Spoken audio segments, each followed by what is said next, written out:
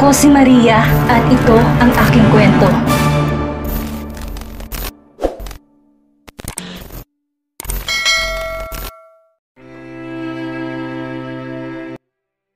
Simula nang umalis si Karay, malaki ang nagbago sa takbo ng buhay ni Daniel. Kahit hindi man halata, napapadalas ang pagkakaroon niya ng insomnia. Kung nakakatulog man ay lagi naman ang kanyang panaginip si Kara. Napapanaginipan niyang munting sandaling masaya silang dalawa, ngunit madalas ay binabangungot siya. Ang masasayang sandali nilang magkasama ni Kara sa panaginip ay nauuwi sa isang nakakatakot na senaryo. Noong nagpapaalam ito, iiwan siya, pero madalas ay bigla na lang itong maglalaho na parang bula. Kaya sa araw-araw kapag papasok sa kumpanya ay lagi siyang pagod.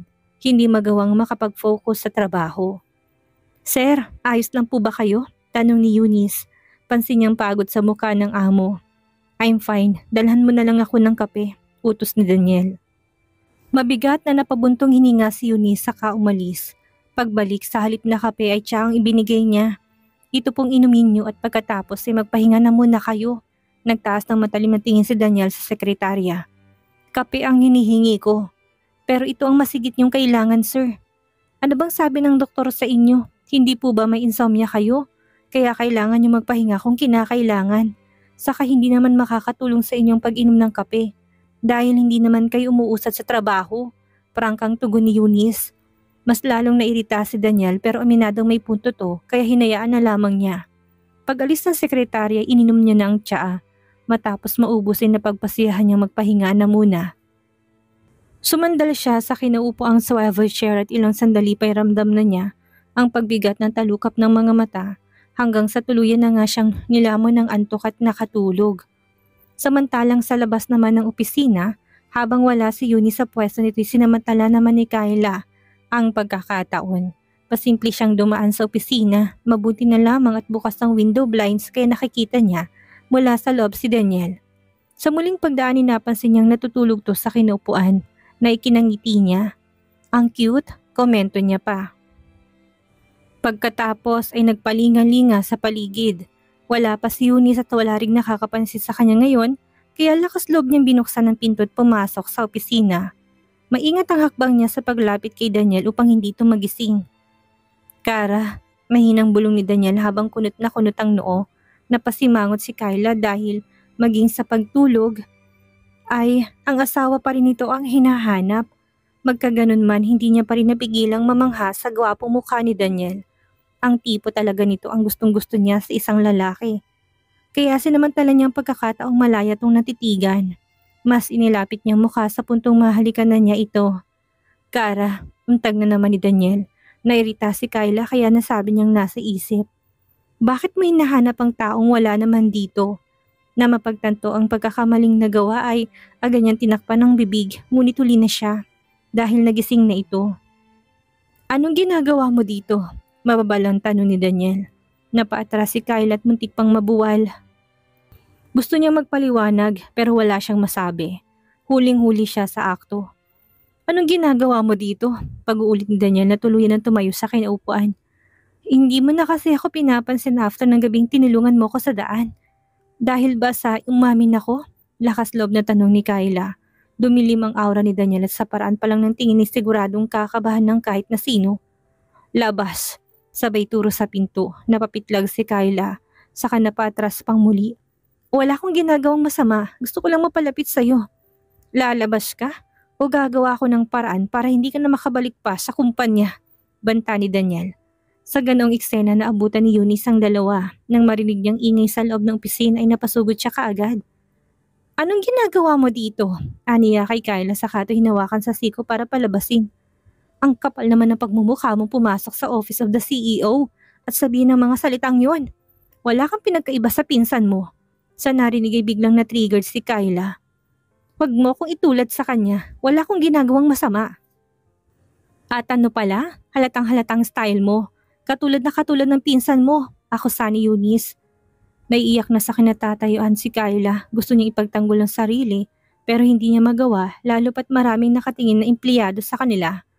Anong laban niya sa sekretarya ng CEO? Siyempre wala. Akmang aalis na lamang siya pero mabilis na humarang si Eunice. "Itong tatandaan mo, Hindi papatulan ni Daniel ang isang gaya mo. Wala nga nagawa ang pinsan mo na hindi hamak na mas matimbang kay Daniel. Ikaw pa kaya na wala namang pakinabang sa kanya? Ani Eunice. Tuluyan ng tumulong luha sa mata ni Kyla at mabilis na tumakbo palayo sa labis na kahiyang nararanasan. Habang si Eunice naman ay hindi pa rin humuhupang inis na nararamdaman. Talagang kumukulo ang kanyang dugo kaya binalikan niya sa opisina si Daniel. Mawalang galang na sir, pero ano yung naabutan ko kanina? Ayoko mag-isip ng kakaiba pero hindi ko maiwasan. Kaalis lang ni Ma'am Cara para magpagaling, huwag niyo na sanang kakalimutan yon. Kahit pa nalulungkot kayo't gusto ng may karamay. Tumalim ang tingin ni Daniel sa sekretarya. Are you accusing me of cheating? Hindi po sir, pero pinapaalalahanan ko lang po kayo na mag-ingat. Tandaan niyong magpinsan sila ni Brenda. Hindi malabong akitin kayo ng babaeng yun. Sa halip na magalit ay napabuntong hininga si Daniel. You don't have to remind me. Alam kong ginagawa ko. Kaya bumalik ka na sa desk mo. Napahinga ng malalim si Eunice para pakalmahin ang sarili at pagkatapos ay humingi ng paumanhin sa katuluyang umalis. Naiwan naman si Daniel na nakatingin sa trabahong hindi pa natatapos. Gusto niyang kumilos pero naisip niya si Cara. Nais niya itong makita kaya napagpasiyahan niya na umalis ng maaga sa trabaho at pinuntahan ng facility nilipatan ni Cara. 4 na oras ang biyahe pero hindi niya alintanang pagod sa pagmamaneho. Makita lang ito. Pinayagan siyang makapasok sa facility dahil kaagad naman siyang tumawag at nagsabing darating. Pero mas pinili ni Daniel na manatili na lamang sa sasakyan at doon panoorin si Cara na nasa kwarto nito. Nakahawi naman ang kortina ng bintana kaya malayo niya nakikita ang asawa sa loob. Samantalang si Cara naman ay kanina pa nakatulala habang nakatingin sa labas ng bintana. Namimiss na niyang anak at ang mga mahal sa buhay. Pero kailangan niya magpagaling para sa ikakabuti ng lahat. Kailangan niya magtiis para tuluyang makuhang kalayaan na hinahangad mula kay Daniel. Habang wala si Cara ay sinamantala ni Lourdes ang pagkakataong ilapit si Mandy sa anak niya. Aniya, maghihiwalay rin lang naman sina Daniel at Cara kaya mas mabuti pang unti-unti niyang gawa ng paraan para magkalapit ang dalawa. Dahil gusto niya talaga si Mandy para kay Daniel. Hindi na mahalaga sa kanya ang reputasyon at nightlife ng dalaga. Ang importante ay ang magandang benefits na makukuha kung magsasama, ang Romualdez at Lim. At pabor para kay Mandy ang nangyayari dahil gusto niya talaga si Daniel. Hindi na mahalaga kung may anak ito sa iba. Cute naman ng bata at baka sakaling pagdaan ng araw ay magustuhan niya ang bata. Stop Mandy, kung ano man itong ginagawa mo, ani Daniel na muli na namang pumuntang dalaga sa kumpanya. Sa pag-alis ni Karen napapadalas ang pagpunta nito sa opisina, lalo na sa bahay, kasamang inang si Lourdes. Pagak na natawa si Mandy. What are you talking about? Wala akong ginagawa. Depensa niya sa sarili kahit pahalata sa muka na may hidden agenda siya. Then why are you here? May business ka ba? Wala, hindi ba? You don't even have an appointment. Bigla-bigla ka na lang nagpupunta dito nang walang pasabi. Tuluyan naglahong tuwa sa mukha ni Mandy dahil napahiyay na pagpasya na lamang niyang umalis. Pero hindi niya hahayaan na magmukhang kawawa kaya magsusumbong siya. I'll tell Tita Lourdes about this. Saka tuluyang lumabas ng opisina. Iiling-iling na binalikan ni Daniel ang trabahong laging nahinto sa tuwing darating si Mandy. At simula ng araw na yon ay tumigil na to pero may balik dahil talagang nagsumbong ang dalaga kay Lourdes. Isang araw sa bahay ay nagpuntang ina para pagsabihan siya sa maling nagawa kay Mandy. Nabastos siya sa ginawa mo, saad ni Lourdes. Anong nakakabastos doon, Mommy? Bigla siyang susulpot sa office habang nagtatrabaho ako. Siyempre, kailangan ko siyang harapin dahil visitor siya. Pero sa totoo lang, nakakaistorbo siya sa ginagawa ko. Kahit na ipaliwanag ng sarili, hindi pa rin naging maganda ang kinalabasan ng pag-uusap nilang dalawa. Talagang kinukumbinsi ni Lourdes ang anak na makipagmabutihan kay Mandy. May asawa ako, Mommy. Konting respeto naman kay Cara. Aniya na malapit ng mainis. Kung hindi lang siguro niya kargang bati, baka kanina pa siya nagtaas ng boses. Maghihiwalay rin naman kayo sa oras na gumaling siya. Napabuga ng hangin si Daniel. Napapagod na siyang makipagtalo sa ina. Kung wala na kayong ibang gustong sabihin ay mas mabuti pang umalis na kayo. Gusto kong magpahinga. Pero ayaw pa rin talagang tumigil ni Lourdes. Hahayaan mo na lang bang lumaki si Luisa na walang ina? Hindi mo ba nakikita ang effort ni Mandy mapalapit lang sa bata? Si Kara lang ang ina ni Luisa, wala nang iba. At anong effort bang sinasabi niyo? Matatawag niyo na bang effort ang pakikipaglaro sa bata? Kaya niya bang pakainin, paliguan o palitan ng diaper ng bata? May nani naman kaya hindi niya na kailangan gawin ng mga ganon. Mahihinang katok sa pintong nagpatigil kay Lourdes sa pagsasalita. Isa sa mga katulong na nagbukas ng pinto para ipaalam kay Daniel na may dumating na bisita. Magulang po ni Miss Brenda, saad pa ng katulong. Si Lourdes ang unang nag-react. At anong ginagawa niya dito? Paalisin mo siya. Anong kailangan? Tanong naman ni Daniel. Hindi po sinabi, sir. Basta ang sabi lang sa akin ay importante ang sadya sa inyo, sagot ng katulong.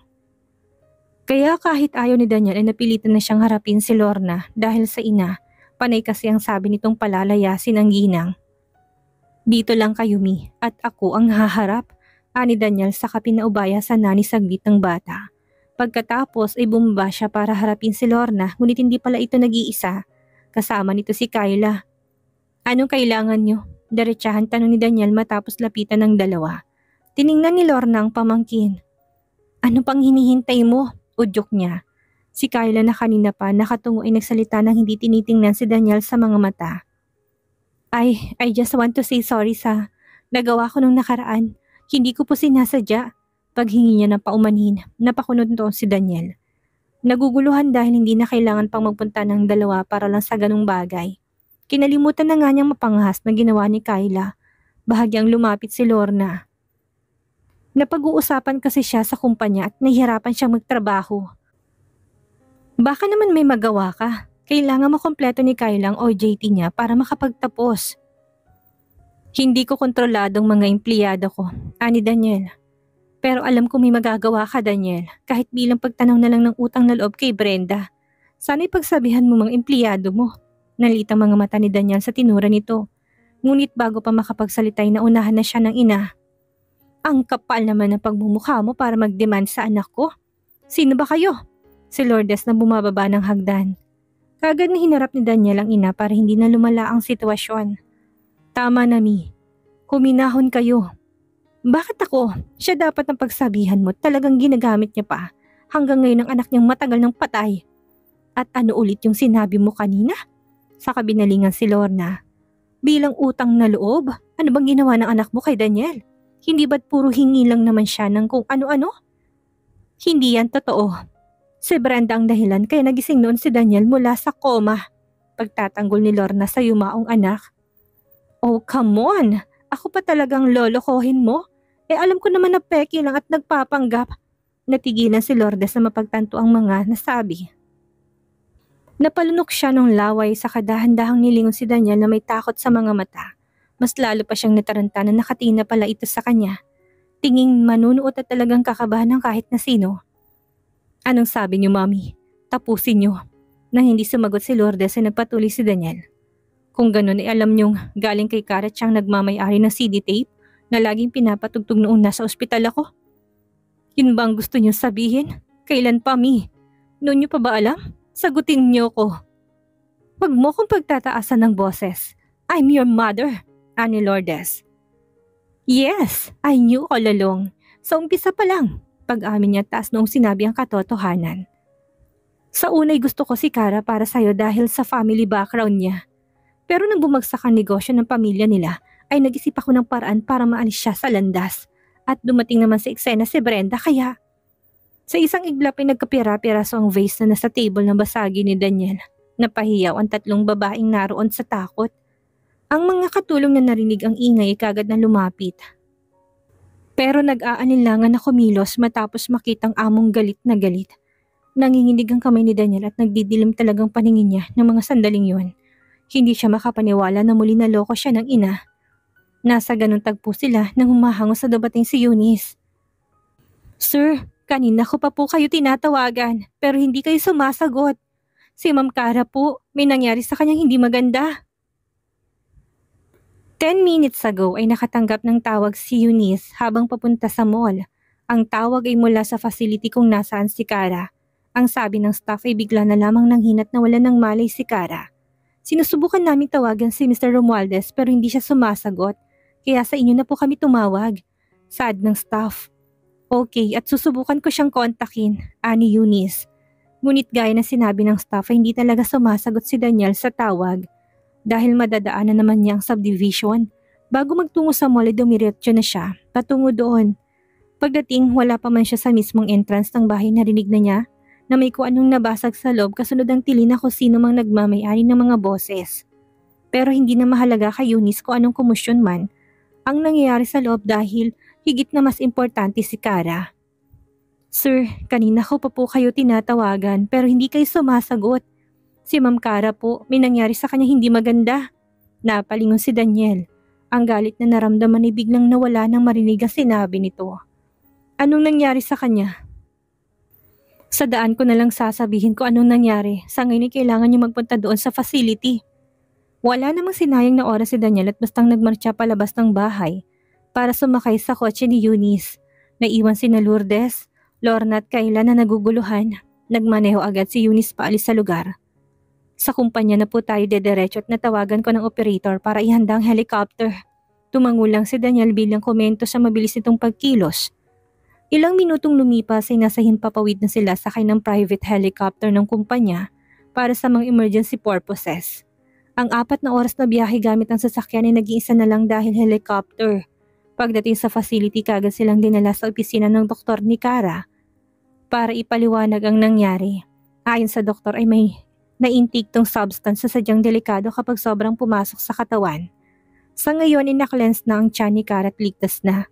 Pero dahil masyadong mahinang katawan dahil na rin sa dinaranas na kondisyon, ay matatagalan ng pag-recover nito.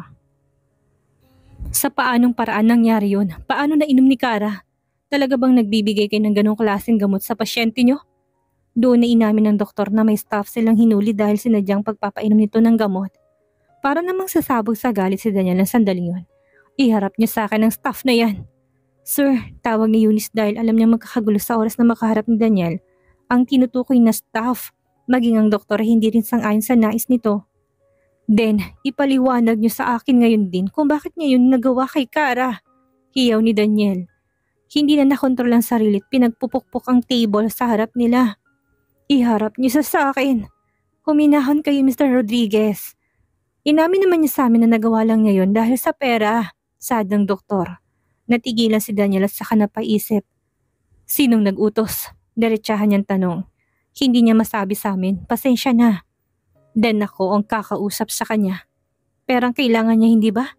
Ibibigay ko yun. Sabihin niya lang kung sino nag-utos. Pasensya na talaga, Mr. Romualdez, pero hayaan niyo na lamang na kami nang mag-imbestiga tungkol sa kasong ito. Umiling-iling si Daniel. No. Ipakausap niyo siya sa akin. Gusto kong malaman kung sino nag-utos sa kanya. Kakausapin namin siya at kukumbinsihin sabihin sa amin ang totoo. Saad ng doktor. Napatiimbagang si Daniel at sa huli hindi na nagpumilit. Gusto kong makita ang asawa ko. Siguro naman hindi niyo ako pagbabawalan. Tumango ang doktor. Sasamahan kayo ng assistant ko. Saka lang tumayo si Daniel na kaagad sinundan ni Eunice. Pagdating sa ICU, kulang na lamang iyakapin niya na mahigpit ang asawa sa labis na hawak ni Daniel na maputla at parang lantang gulay na kamay ni Kara. Hinalik-halikan at dinikit sa kanyang pisngi. Nandito na ako. Wala nang mananakit sa'yo. Sisiguraduhin kong magbabayad ang taong gumawa nito. Ani Daniel, ilang sandali pa inutusan si Eunice na puntahan ng huling staff para paaminin ko sinong mastermind. Kung kinakailangang alukin mo ng malaking halaga, gawin mo. Aniya. Masusunod po, sir. Ilang minuto ang lumipas ay bumalik si Eunice at bigong binalitang hindi nito nagkaroon ng pagkakataon na makausap ang staff dahil binawalan ng security. Kaya napagdesisyonan na lamang ni Daniel na ilabas si Kara sa facility. Wala na siyang tiwala sa mga taong naroon kaya isasama niya pa uwi ang asawa, kung saan ay masisigurado niyang ligtas ito. Agad namang inasikaso ni Eunice ang pag-discharge kay Kara, kaya inabot sila ng ilang oras sa lugar na yon hanggang sa malapit ng dumilim. Bago tuluyang umalis at bumalik sa helicopter kasama si Kara, may nangyari pang komosyon sa facility, kung saan ay biglang nakawalang hinuling staff nang dadalhin na dapat ito sa presinto para imbestigahan. Naalarma si Daniel dahil baka balikan na nakawalang staff si Kara. Magmadali na kaagad kayo, Aniya. Mabilis ang naging kilos nila habang buhat ni Daniel ang wala pa ring malay na asawa. Nakalabas na sila sa facility at patungo na sa helicopter na mapansin na humintong sasakyan sa hindi kalayuan. Pamilyar ito kay Daniel. Nang tignan ng plate number, hindi nga siya nagkamali. Na kotse yun ng ina. Pero nagtuloy-tuloy pa rin si Daniel hanggang sa may isa kayang asawa sa helicopter. Bantayan mo na muna sandali si Kara. Aniya kay Eunice at lalapitan na sana sa sasakyan ng ina na mapansin ng tumatakbong lalaki na naka-uniform ng gaya sa mga staff sa facility. Lumapit na sa kotse ni Lourdes at nagsisigaw. Sinunod ko lang ang utos niyo sa akin. Bakit ngayon ipababayaan niyo na lang ako? Hiyaw pa nito na kinakalampag ang pinto ng sasakyan. Natigilan si Daniel hanggang sa binilisan ng lakad palapit sa lalaki naka-uniform. Kinuwelyuhan niya ito. Ikaw ba yun? Ikaw bang may gawa nun kay Kara? Baka santakot sa mukha ng lalaki at talagang umiiyak ito. Wala akong kasalanan. Napag-utusan lang ako ni Madam Lourdes. Nagulat si Daniel hanggang sa may security nang lumapit upang muling hulihin ng staff na nagmamakaawa habang umiiyak. Nang mailayo ang lalaki sakalang binaba ni Lourdes ang bintana para kausapin ang anak. Daniel, anak, huwag kang maniwala sa kasinungalingan ng lalaking yon. Kung hindi totoo, anong ginagawa niyo dito? Nalaki ang mga mata ni Lourdes at hindi nakapagsalita.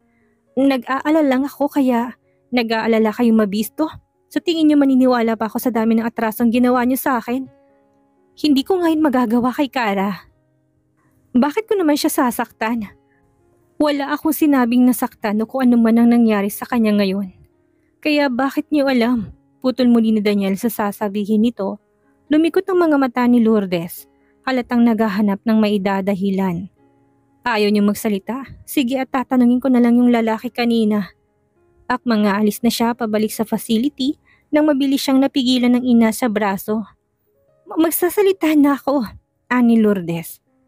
Sasabihin ko na sa'yo ang totoo.